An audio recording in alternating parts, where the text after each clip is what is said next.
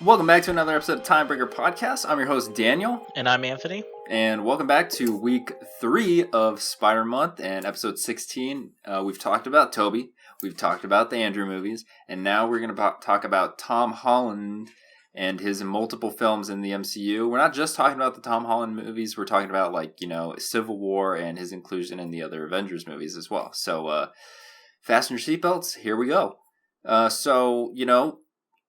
Amazing Spider-Man 2 comes out, mixed reviews, but, still solid. We were still having hopes because Sony had all this future plans, and, I think the world still liked Andrew enough to, give him another shot. It was only fair. Toby got 3 movies, so we, all expected it to keep going. But then there was a whole rising thing with Marvel wanting to include Spider-Man in the MCU, and the whole rights battle with Sony, and then all the future Amazing Spider-Man stuff kind of got scrapped, and then we were like, what's going on? And then, boom, we get announcement, reboot, Spider-Man, MCU. How did you take all that? Not gonna lie, at first, I was not excited. I was like, oh no, here comes another origin story, and we're gonna get another Spider-Man, and all this and that. And most of it came down to just the fact that I had liked Andrew Garfield as Spider-Man, so I was honestly, because there was a very short period of time where the new Spider-Man had been announced, but they had announced that that there was going to be a Spider-Man in the MCU, and I kept holding out hope that they were just going to bring Andrew Garfield Spider-Man in, but, obviously this didn't end up being the case, and then when they announced it was Tom Holland, there wasn't much known about him, and when you Googled him, he just looked like a kid, which again was the approach they were going for, but at the time, there was some skepticism for me. Yeah, I think me too. I love Toby and was pretty okay with Andrew at the time, and I was on board. I was like, oh, we're just riding out this Andrew wave, and then all the news comes out. We're getting a new Spider-Man. I was like, dude, I've seen Uncle Ben die twice, man. I don't want to watch that crap again. And it's just Andrew's was different enough to be its own thing, but I'm like, can we really see a whole another origin of Peter Parker again? Granted, it'll be in Marvel, that's cool, but I just wasn't really buying it. But then he came out. He was at when they first show him out at the end of one of the trailers for Civil War. I believe it was the last trailer for Civil War was when they showed him off for the first time. Yeah, he's like, under ruse, and then, he comes and takes the shield from Cap. He's like, hey, everyone. And then we see the new suit. It's different, kind of some people more in line with comics, and, because we were taking this Tom Holland, way younger actor than the others, doing a much more faithful, high school adaptation of the character, it seemed like.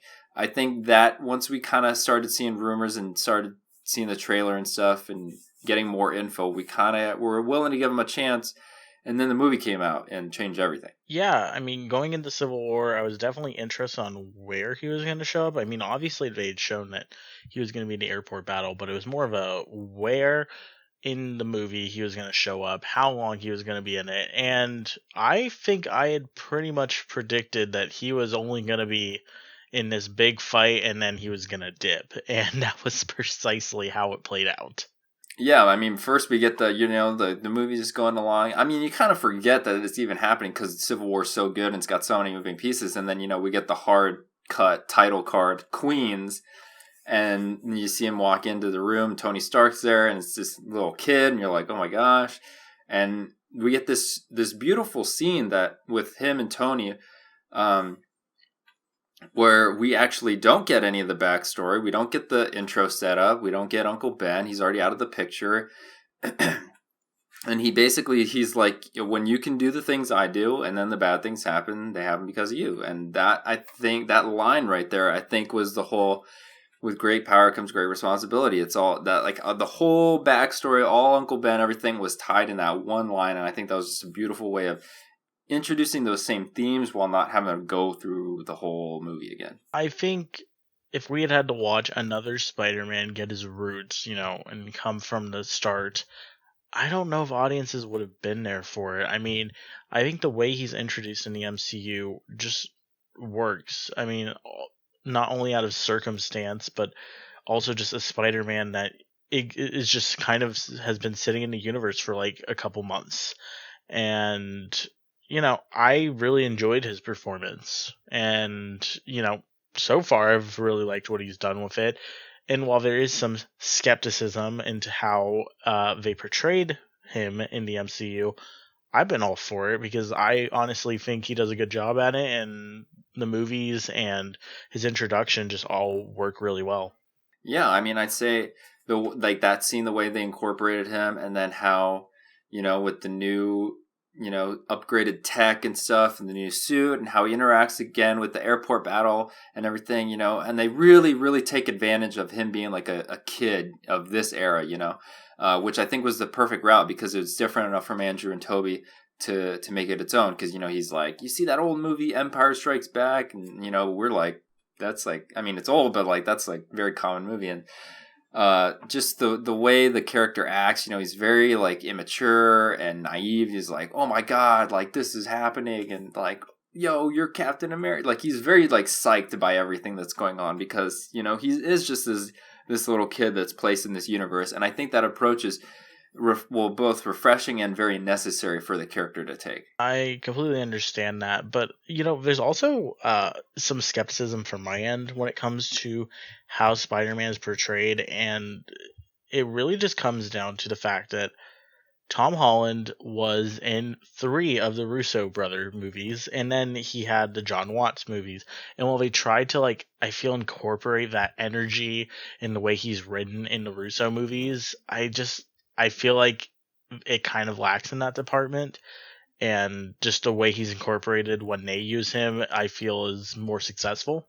Yeah, I think so too. I think part of the reason for that is I think we get to see more character interactions with him and how he fits into that piece more versus more so him carrying it on his own. I personally, like you, am a huge fan of him in Civil War and in Infinity War. He's barely in Endgame, so I don't really count that. But I think he stands on those 2 movies a lot stronger than he does in Homecoming and Far From Home. Granted, he's doing different things, but I find it more entertaining and find it to be a little bit more of a seamless fit when he's in, those ensemble movies versus his solo movies. Yeah, I think it just has to do a lot with the fact that, when it's the ensemble movies, there's less screen time, and so they have to squeeze all of the energy, all the things they want into more limited scenes. And I think because of that, because we get such limited scenes, it helps. And it's just the way that the Russos were able to juggle all these characters that it really, really worked with Spider-Man. And then I remember Homecoming come out, and while I really enjoyed Homecoming, there was definitely that difference in the way he's portrayed. Yeah, it just wasn't the same. I mean, when you look at it, if you look at his screen time in Civil War, we have a Peter Parker scene and we have a Spider-Man scene, like plain as day. Like we have one scene for one and one scene for another. And then, let's go right into Homecoming now, completely different take on the character, first solo outing as him. And Homecoming is a very post-Civil War movie, would you say so? Yes, and I will forever to this day hold so much crap at both Marvel Studios and Sony for this, but how in the world did that 8-year title card even make it through the editing process? I mean, I literally, the first time the movie boots up and it just says 8 years, or no, believe it then finishes the scene and it says 8 years later, and I'm just sitting there like, huh? Like, where are you getting 8 years from?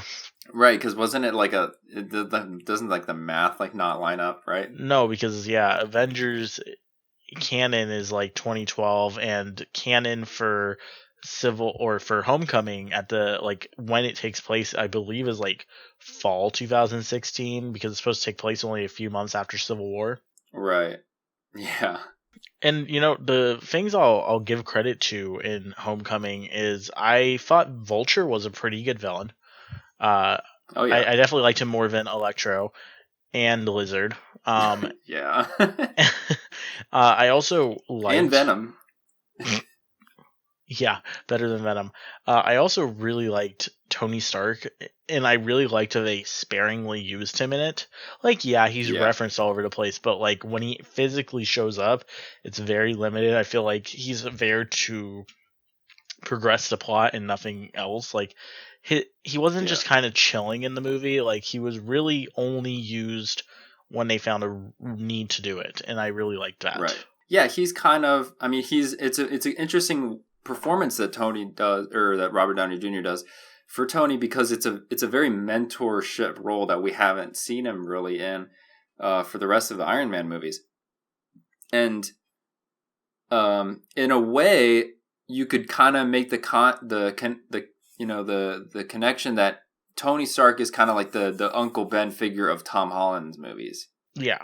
Yeah, and so I think it works for the most part, and I do have my gripes with Homecoming. I'll do what you did first. I'll say what I like. I really do like Vulture. I think Michael Keaton was great as the role, and that twist was so juicy. Totally got me. and Marvel movies don't usually do that. That's like some Winter Soldier level crap, man. Right. That was good. I like the setting. They're really these movies in particular do the high school the best, because they really double down on it, and I really enjoy that. Just as like a refreshing take. And then how it's like incorporated in the MCU, I think works. We get the Avengers 1 flashback with Vulture, and then the Civil War film by Peter Parker or whatever, I thought was clever. Even how we have Captain America doing the PE videos is hilarious. Oh my gosh, that was the greatest. Yeah, and the message is still there. Like one of the big Spider-Man messages is because Homecoming is he wants to be an Avenger. He wants to do more. He wants to help out and do all the Avengers level threats, but he's got to be Spider-Man first, and he's got to be independent and do it on his own without the Stark tech, without any help from anybody else. He's got to do it on his own. And we get that scene where with Tony Stark, where he's like, if he's like, but I'm nothing without the suit, and he's like, if you're nothing without the suit, you don't deserve it. And that's a great line, and that was a message that Tony had to learn. And I think that's why that's so powerful, because we had Iron Man 3 when he says that line now to Spider-Man, because he wants him to be better than him. I think that just speaks volume for his character. Yeah, I would agree with the same things. And I also really like so there's a scene where he gets trapped. Yeah. And like that's a very emotional scene, and it plays out so well. Like it hits all the emotions, and you can see that like struggle in him to not only get the piece off him, but to also get over the fact that he's been played by the Vulture. And I just think that Tom Holland he's probably in my favorites when it comes to Spider-Man. He does a really good Peter Parker he's very limited Peter Parker in Homecoming. He definitely plays more Spider-Man, I feel, in Homecoming. But when he does play Peter Parker, like he plays it really, really well. Also, this movie has, like with the Vulture, a very personal connection to Peter too, which was something some earlier villains were lacking since the Raimi movies. But going into my main gripe with Homecoming is that I just feel like it's super, and this kind of applies to both of them. It's like they're too episodic, and like how they're mainly just, this is what's going on in the MCU versus this is a Spider-Man movie. Do you know what I'm saying? Yeah, I completely understand what you're saying, because I think going into Phase 4, we've seen more of this issue where these events are taking place in the MCU, and they're trying so hard to take place in the MCU where you kind of lose that sense of it's its own separate adventure. Like, I mean, look at Black Panther in comparison. I mean, Black Panther takes place in the MCU, but for the most part has its own story. And I think the problem with the Spider-Man movies is that both of them are so heavily tied into past, somewhat current, and going and like leading up a future in each and every one of them. And and I think Phase 4 has gotten that wrong approach. I feel like they've all been doing kind of what Spider-Man did, and each of these Phase 4 projects has been doing this, and I think we started seeing that with the Spider-Man movies, is that, so Homecoming is, okay, let's figure out what Spider-Man did between Civil War and Infinity War, and then let's also just set up where we need him to be for Infinity War, and it it works. I mean, it's not like abundantly in your face about it until, I mean, Right. Iron Spider is pretty in your face about Yeah. this is a tease, but then you have No Way Home, or sorry, Far From Home, and that is like nails in your face that, yep, Endgame happened, and yup, Yeah. we're reacting to Endgame, and yup, Tony Stark died. We're gonna mention every 5 seconds. Is this a Spider-Man movie? Kind of. It's kind of another Civil War. I mean, I think it's funny because the way that me and you reference Captain America Civil War is that it's simply Civil War. While it is a Captain America story, it really is Avengers 2.5. And yes, it is a very personal Captain America story, and I understand why it's titled Captain America Civil War, but I feel like it's overshadowed by the fact that it is Civil War. And I Right. think Yeah. that is also what happens with the Spider-Man movies. And again, it's no one's to blame because, I mean, so when Phase 3 was originally announced, the Spider-Man movies were not in it. And hey, I mean, look at the fact that Spider-Man was one of the only ones to get 2 movies in Phase 3. I mean, that's pretty crazy. Yeah, I will give them credit that the team, John Watts and the Marvel and Sony team, like, they pump these movies out fast. Given pandemic or whatever, we have a kind of a.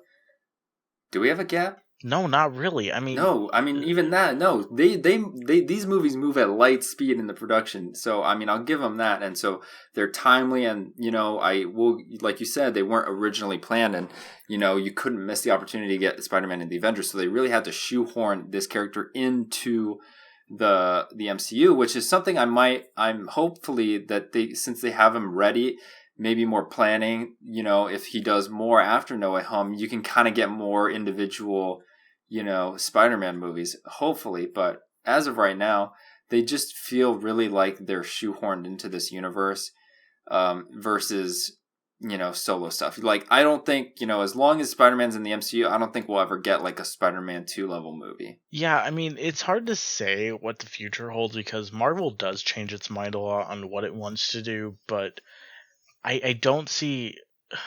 So, like, the way that these movies are constructed, I don't know if they'll ever feel truly like a Spider-Man movie. They're not going to feel like the Tobey Maguire movies. They're not going to feel like the Andrew Garfield movies because, for the sole purpose of, not only are they in the MCU, but I also feel like Sony has an Amazing Spider-Man 2 problem that never ended. I feel like Right. they are always going to be trying to set something up, and I don't think they're as subtle about it as, other story beats in the MCU have been.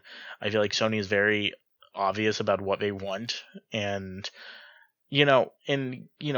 leaving Homecoming, I mean, yeah, it was definitely set up with Infinity War in mind. And the crazy thing about the Spider-Man arc that we've gotten is that between 2016 and 2019, we saw him in Civil War with his introduction. He got his own solo movie in 2017. He was in Infinity War in 2018, and then had like a cameo role in Endgame, and then had Far From Home come out literally 3 months after. And so, I mean, there hasn't technically been a break from Spider-Man. I mean, I think this break from Far From Home, while technically the longest, it's really not if we're looking at solo movies, because the Homecoming and Far From Home both came out like 2 years to the date apart from each other. Right. And I mean, if you look at individual titles, Tom Holland's already racked up more entries than the other two, which is insane. But I mean, I'll take it if it's more like this next one, because the way he was used in Infinity War, I think it's one of my favorite uses of him in the MCU to date. Yeah, I would agree with that. And so since we're leaving Homecoming, I did like the Iron Spider suit like being shown off. Yeah, I didn't mind it. I don't know if I had known it was going to be used in Infinity War. I don't know. I might have preferred to have waited to see it, but it's very small problems I have with Homecoming. For the most part, it's a very enjoyable movie. It's a nice popcorn flick. Yeah. I wouldn't say it's a Dark Knight. I mean, it really isn't. Oh But no. but it's at least enjoyable in a sense of, could I rewatch this movie? Absolutely. But I mean, I think that definition gets very vague, because when me and you talk about movies, I mean, I can watch The Last Jedi, I can watch The Rise of Skywalker. They're enjoyable. It doesn't mean they're great, but like, they're enjoyable enough that I can sit down and watch them. And I think that's like bad the way it's coming out, but I really did enjoy Homecoming. Yeah. I mean, it's not. It's definitely like not like the lower tier of MCU movies. Like it's a middle of the pack, and which is good. I mean, considering how many they got. But I mean, what's not middle of the pack is freaking Avengers Infinity War. That's like S tier level. That was awesome. And seeing him used with Tony Stark, I thought that was a perfect pairing. And then also pairing him with Doctor Strange and that whole dynamic, which is going to pay off now with No Way Home. It was awesome. And seeing the new suit, I thought was cool, because he was with Tony, and it kind of went together, and because they were fighting this huge threat, it made sense to have the ultimate suit, and I thought it was an awesome ride. Yeah, I also agree, and I just love the fact that, so I think it's just the way Infinity War is shot, edited, written, but the fact that we're not teasing for 10 minutes. We're not showing Peter Parker at school. We're not showing him getting into the bus. I just really love the fact that when he gets introduced in this movie, it really just, it's natural. It's events are taking place, and he notices them. And you don't see very many movies, because some movies would have went the route of, let's show Peter Parker's day leading up to this. But I think it just really works with the fact that this random event happened, and because it's random, Peter Parker is just going about his normal day when this occurs. And, and again, then you have the Russos directing it, and you have the same scriptwriters from Civil War, so you get a lot of those same jokes that you got from Civil War in this one, like the aliens joke. And I don't know, I really enjoy the humor that's written for him in these movies, and I think that's why also for Infinity War it stands out. And also he has a lot more to do. I mean, he's probably in Infinity War, I don't know, I'd guess somewhere around 40-50 minutes. I mean, yeah, he's on Team Iron Man in Infinity War, and Team Iron Man does some heavy lifting in the movie. Yeah, and and Tom Holland's performance is just fantastic. I mean, him getting dusted is emotional. Oh yeah. And I mean, Infinity War showed me something that I hadn't seen in his entire solo movie, was the Spidey sense. Come on, guys. Yeah, we still haven't seen a sense. Yeah, I mean, they addressed it in No Way Home, but upon rewatching, I'm like, it was such an afterthought. Yeah, I mean, again, I think that it also just goes into the fact that I feel like they had so much pre-planning, so much time to prepare Infinity War and Endgame. I mean, they started shooting over a year out, and so they just had time to make everything perfect. And I think that that's also just an issue with these newer Spider-Man movies, that they are really just tightly made. I mean, they are like getting churned out. Yeah, and I will say too, like, for Infinity War, that was what everything was leading up to. This one, there's no more setup for Infinity War. This is the delivery. So you can't waste time. You can't dilly-dally. You got to just deliver everything on the highest level. So I think that's why, no setup for extra Spider-Man stuff. Spider-Man's here. We get the Iron Spider. We get the Spidey sense. He's here. He's delivering all the Spider-Man stuff that we want. And I think that just goes to credit for, what Infinity War is accomplishing versus, other Spider-Man movies are like, yeah, we're following the previous MCU movie and we're setting up the next Spider-Man movie. It's all just delivery in Infinity War. Yeah, and, Tom Holland was only in Civil War, his own first solo movie, and Infinity War, but just through those three performances, I mean, they make a big point.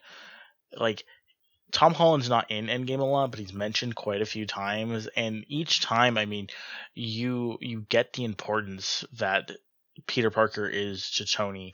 And, it just goes to say of how well he was taken by fans, how well he just seemingly integrated into the MCU, because now he is one of the most popular characters in the MCU, and people really love his character. And I think it just goes to show because he was introduced very late.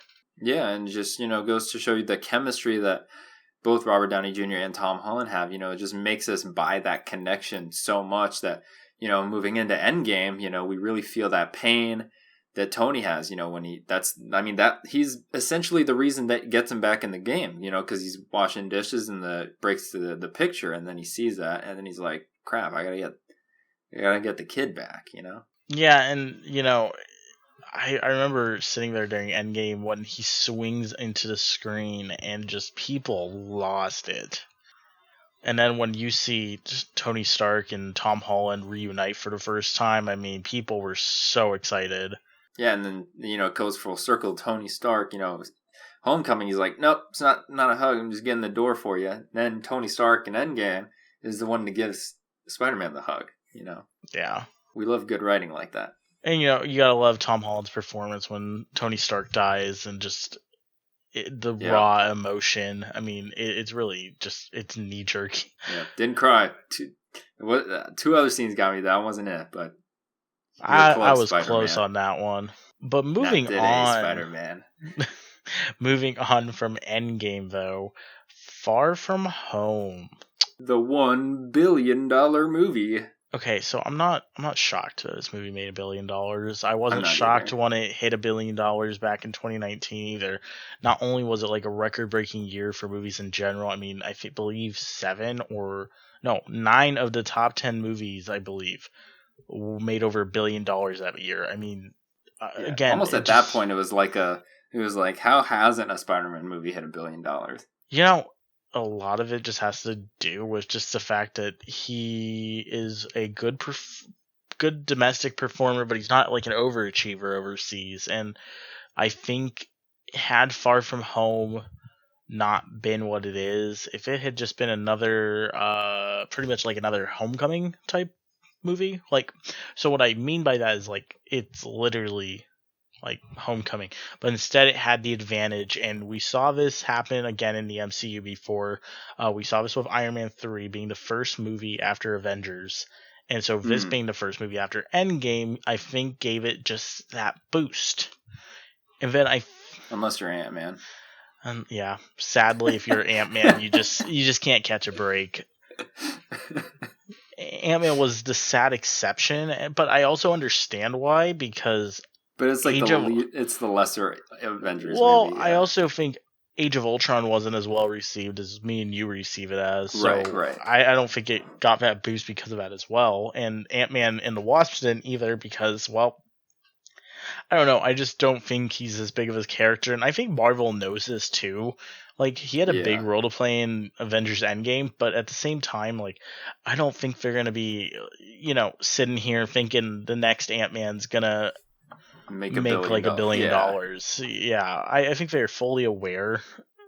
Heck, I'm curious what they're thinking for Doctor Strange, because Doctor Strange, when it first came out, was also a low grosser in the MCU.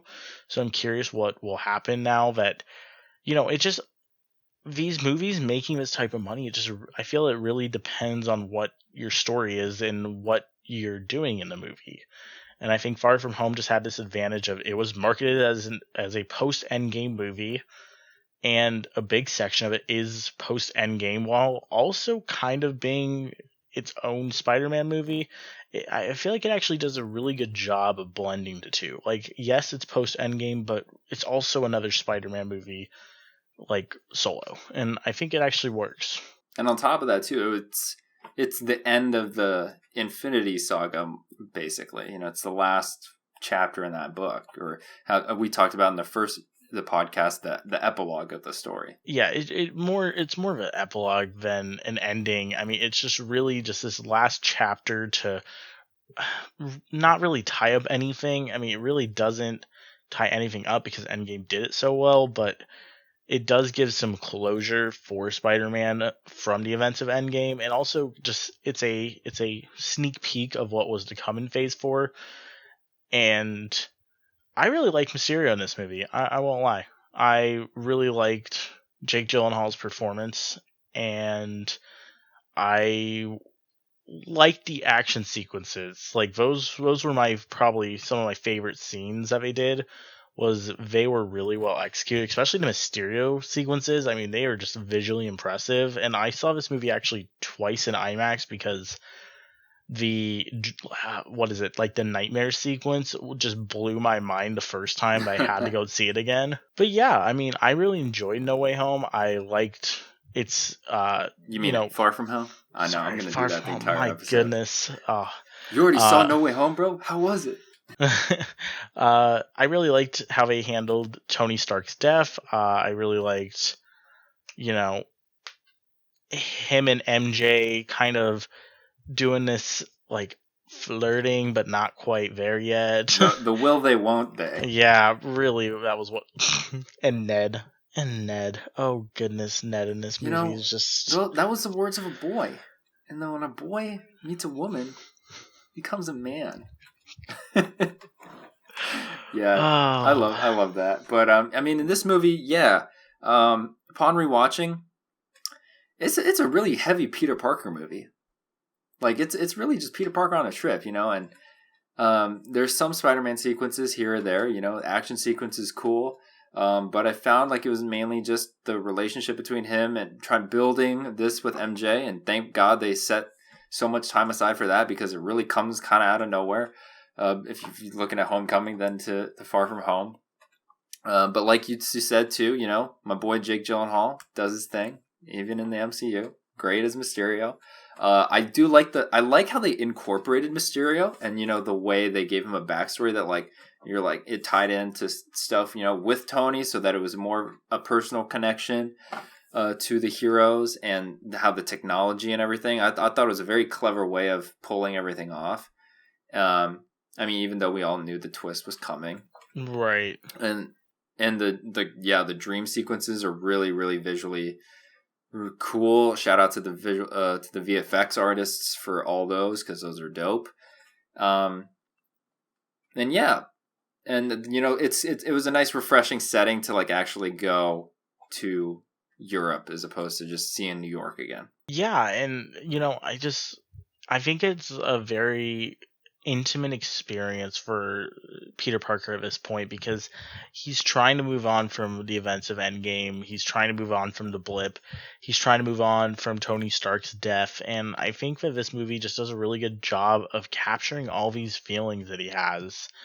But while also giving us a very entertaining movie. Like there's obviously a lot of deep scenes in this movie, but then it also has a lot of fun sequences to kind of, give it that upbeat swing sometimes when it goes to a lower beat to give us some emotional payoff. I mean, you're really starting to feel with Spider-Man, he just wants to be a normal kid, and I think they really nail that in. And he's a kid. He makes a mistake. He hands the glasses off. But again, the MCU Spider-Man is very much treated as a kid, and they kind of show that in this one. Yeah, he's technically 16 in the film, which is still crazy. But yeah, like you said, there's a nice balance between like lightheartedness and also this emotional stuff. When when Mysterio's like, "Good luck, kid. I give you like a 50-50 shot. You're pretty awkward."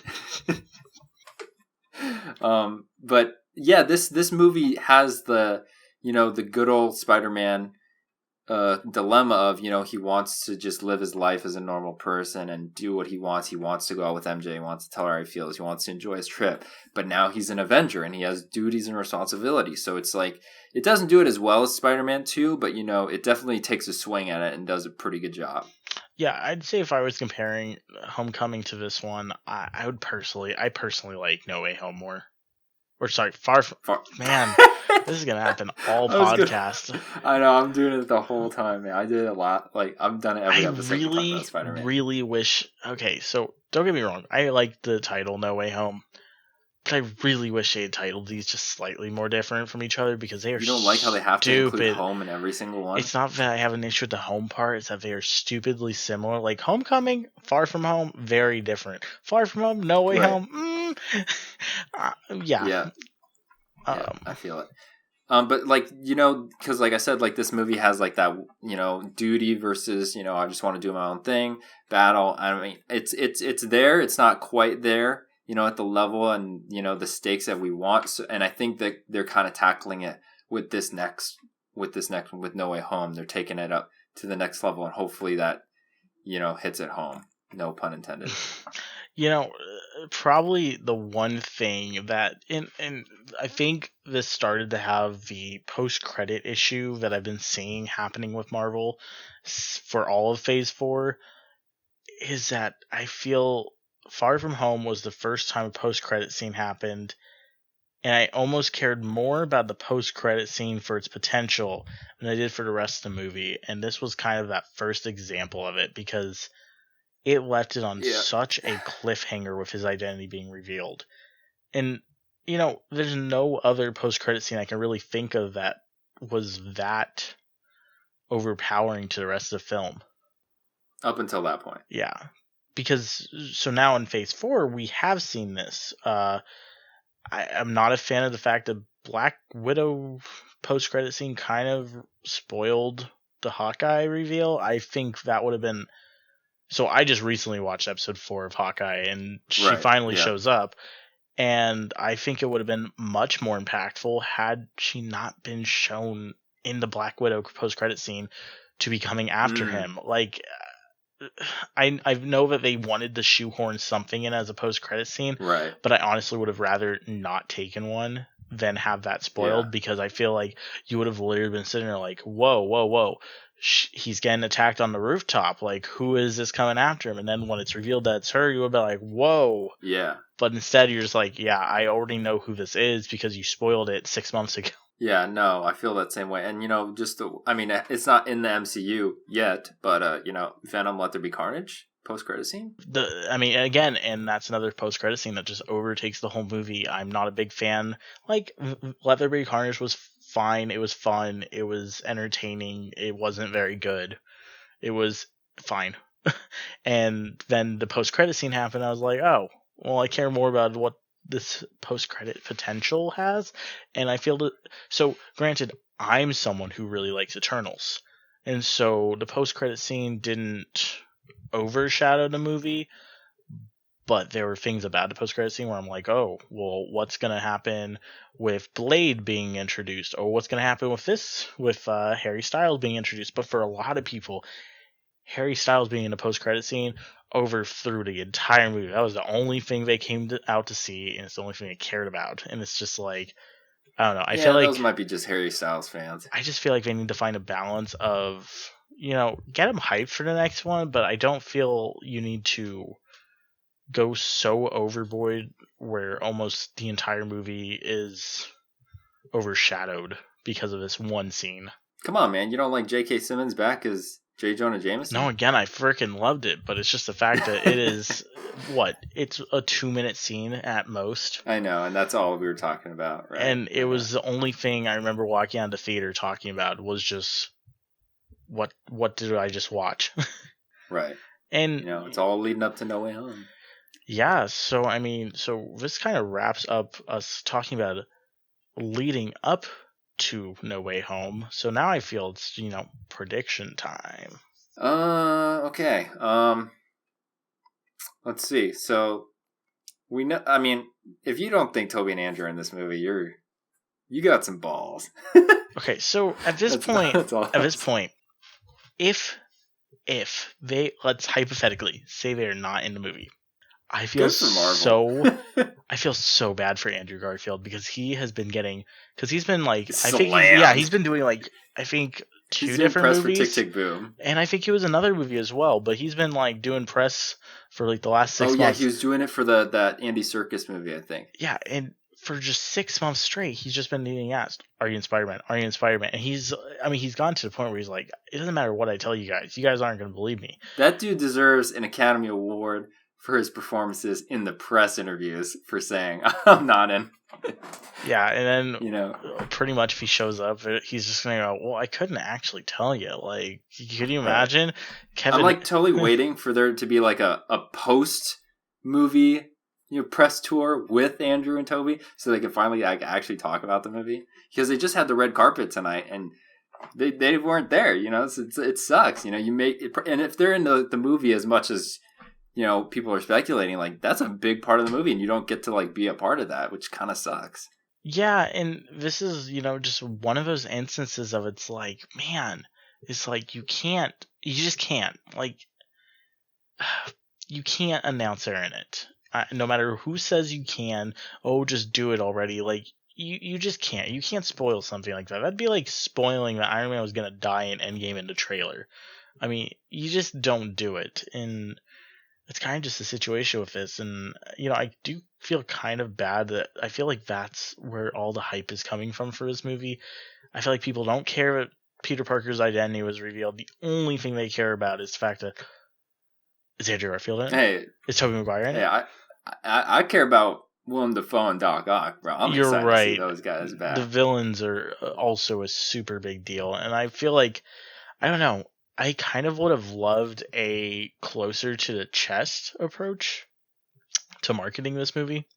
Like, imagine if we'd gone into this movie, they had played the entire marketing spiel as just like they hadn't revealed Doctor Strange, they hadn't revealed any of the villains, they hadn't revealed anything, and so you literally think this is just a movie, like a legal movie, where they're just legally trying to figure out if Spider-Man's going to get prosecuted. And when you walk into the movie and like 20 minutes in, all of a sudden, Doctor Strange is showing up. That'd be such a curveball. I did see, I don't know if this is true, I saw like a rumor or something where Tom Holland was talking, and he's like, Sony originally really wanted to be like that and play it really close to the chest, and all the promotional material and everything was just like a Spider-Man versus Doc Ock Civil War movie about his identity coming out. And he's like, no, we gotta like give him something. And so that's why the villains are so prominent in the marketing. See, which I do think of Spider-Man versus Doctor Strange Civil War would have been kind of whack if they marketed it like that. I don't know. It's more of So I totally expect them to reveal Doc Ock. He had announced it himself on accident that he was returning. And so that wasn't a mystery. It was then when they went, yep. Like, I get teasing. You can tease it, Yeah, show the pumpkin bomb. But first trailer did But then they were like, no, we're going to actually show all of the villains. It's like, really? Granted, they're apparently getting like costume or something upgrades, and those are kind of hidden. Yeah, I don't know. I mean, I really do enjoy my surprise, and everyone's like, oh, well, just don't watch the trailers. It's like, okay, for one, that doesn't work for me and you, because I know I see too many movies where eventually the trailer is going to get spoiled. Yeah, I'm not going to be that guy who's just covering my ears and eyes. Yeah, and it's just like, so there's no getting around it. That was what happened when The Last Jedi trailer came out. I'm just like, oh, I just won't watch it. And I realized it was October. I'm like, there's no way I'm going to go 2 months and not see this trailer. Right. I mean, but it's not like we're not going to have surprises. There's still going to be stuff that they're going to throw at us that nobody's speculating, and we're still going to have, Anthony and I are going to have a Thor and Wakanda moment when Andrew and Toby come on the screen. Like, the whole theater's just gonna light up. And I mean, who knows? Like, they might, what if Miles Morales shows up? Dude, then the theater's gonna explode then too. Like, they can throw. What if freaking the multiverse opens in Fantastic Four, X-Men? Like, who knows? Like, they could do anything. Imagine and you see the so shadow. I still think they're holding a lot back. Imagine seeing the shadow of Hugh Jackman, and then really it's just Hugh Jackman. It's not even Logan. It's just Hugh Jackman, and he just like looks at the camera, and walks away. Yeah, no, dude. Oh, that reminds me. I wanted this so bad in like one of the Avengers movies. Like in the middle of a battle, like there's like a wreckage, the aliens on the ground, and Iron Man comes out, and this guy out of nowhere just goes up and punches an alien, and like Tony Stark like goes up to this guy, and he's like, "Yo, leave it to the heroes," and it's like Hugh Jackman. He's just normal guy, and that would just be the funniest thing ever. It's like, no, he's Wolverine, man. Yeah, dude. I mean, honestly, I would love it, but for some people, they would just be like, eh. I mean, again, it's kind of crazy. Logan is not. I don't know. There's a lot of people who know who he is, and there's a lot of people who have followed the X-Men movies and Logan, and then there's a lot of people who haven't. And so it's kind of like, I think everyone knows Hugh Jackman plays him, but I don't think as many people are as big into him as like me and you are. Oh, Logan is amazing. Yeah, I love that. I love him. He's awesome. But then, so we're talking more about predictions.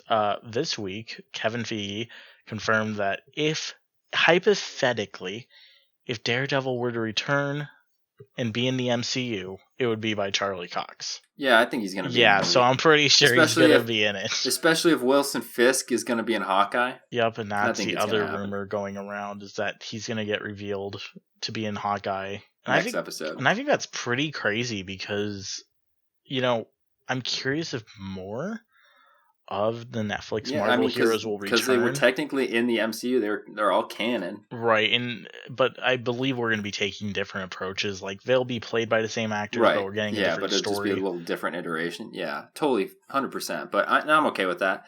I personally didn't watch those, but I still like appreciate what they did, and they're all amazing actors, so I'm excited. The other one, we're kind of a sleeper, but I personally don't think it's going to be in the movie. Maybe post-credit scene, Venom. I think Venom's post-credit scene is pretty safe bet. I think I've been saying this for a while because, I was asked this by a few people. Do you think Venom's going to be in it? And I'm like, no. I mean, I'm not trying to, like, be a downer, but it's just like, have you seen how many villains they're already setting up? I really don't need Venom showing up in this movie. I mean, there's already so much rumored. Venom just doesn't need to be on the list of things in this movie, to be honest. Right. But do you think post-credit scene or not? So, I mean, I don't know. It's a very interesting look at it. Could he be in a post-credit scene? Sure. Could he also just wait it out? Also, probably. I mean, yeah, they also could. Yeah, I could totally see it not doing anything till like Venom 3. I mean, again, so when this movie wraps, I feel we're gonna have a better idea of where Doctor Strange, like where that sequel's going. I mean, we're getting a teaser at the end. Yeah, and that's where I figure a majority of. But again, that is a Marvel Studios flick and doesn't benefit Sony. So you're right. What is Sony gonna put in there for their benefit? Is it going to tease the next Spider-Man movie that isn't announced? Is it going to be Morbius, which... Please don't. I'm already going to watch Morbius. I don't need a teaser for Morbius. And it's so close, Yeah, I mean, that one has had little to no marketing, and it's supposed to come out like late January. Yeah. I mean, personally, if anything, I just think I think Venom's the easiest one to do. So, my question with bringing the Spider-Man in... Are we going to have their respective scores when they show up? They better, because I mean, I don't know about Andrews because he's got there were two different composers. Well, right, and that's my issue is that if they show up at the same time, whose theme is going to play? I don't think they're showing up at the same time. You gotta give each dude a moment. Oh, come on, dude! You just need portals opening. That or they'll do something like maybe they both show up and it still be like the new soundtrack for whatever this movie is, and then they'll just have like a moment and it'll be playing like their stuff. So also, are they going to de-age Tobey Maguire? I mean, I haven't seen Tobey Maguire, so is he? No, but it's just the idea because they de-aged Doc Ock. I know they de-aged Alfred Molina, yeah. And so did they de-age Willem Dafoe? I'm not sure. I mean, they really haven't. Pretty well. They haven't really shown him close up yet. That's true because I know his second suit he doesn't have a mask. I'm pretty positive, or he has like goggles or whatever. But so I don't know. I also heard. Rumors Toby's got a beard. I mean, I have no idea. They might just do like it's a continuation of Toby's just been Spider-Man he'll be like the Peter B. Parker, Yo. So I don't know how they're gonna pull it off. What if the post-credit scene is just a teaser for Spider-Man Into the Spider-Verse 2?